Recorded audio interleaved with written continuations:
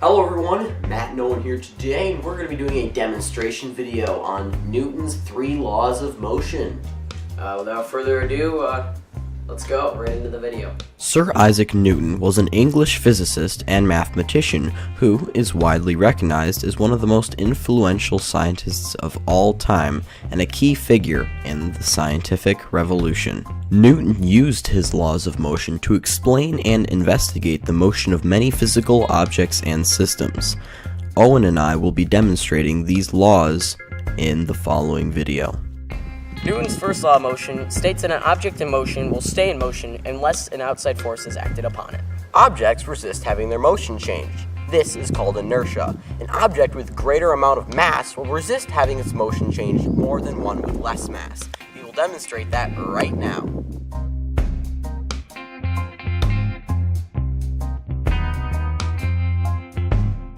What just happened there? As I was riding along on my scooter, I hit a cinder block. My body went flying because it's harder to change a heavier moving object than it is to change the direction and motion of the scooter. The scooter stopped, and I didn't. Here's another demonstration. Another point of Newton's first law of motion is that the change of acceleration of an object differs based off of the mass of the object you are moving and the force you put out. For example, Owen will throw a piece of wood and then a cinder block with the same amount of effort. See what happens.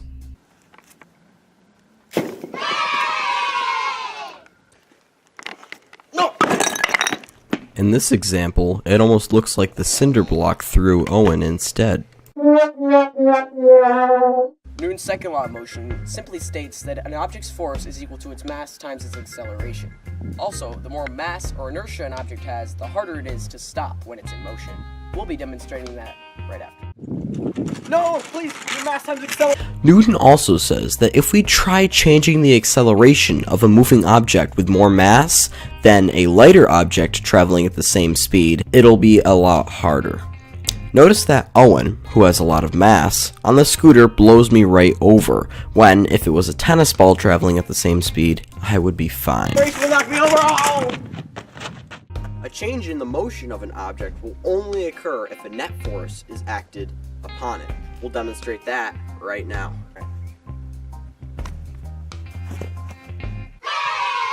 Newton's third law of motion states that for every action there's an equal and an opposite reaction. When an object exerts force on a different object, the force that is exerted on the first one that is transferred to the second one, and it is an equal amount of force, but in the opposite direction. And the first object that does the force, exerts the force, is the action. And then the second object's force is a reaction. So we're going to demonstrate that for you right now. Woo! Have you ever been so angry that you just punch a wall? Well, that's Newton's third law coming into play. The force that you exert on the wall from your hand has this equal and opposite reaction of the wall having force on your hand as well. That's why when you punch a wall harder, it also hurts a lot more.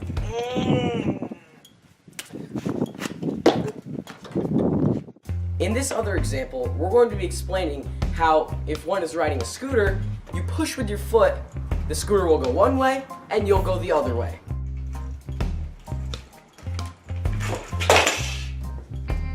Notice in this repeated clip that I am pushing back on the scooter quite hard, launching myself forward and the scooter backwards. My hands do help move the scooter, but my foot does the main job. This has been Newton's 3 laws of motion with examples for each. We hope you enjoyed. Make sure to check out more videos of his. See you guys in the next video. Woo! Ah! What'd you do to your finger? It's dripping. It is dripping oh onto my gosh. Oh, rip, that hurts pretty bad. Ah, okay. This is what we do for you, Mr. Nike. Yeah.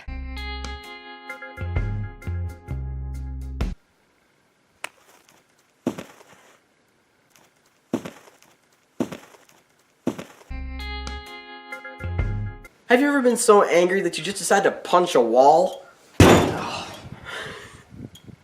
Ow!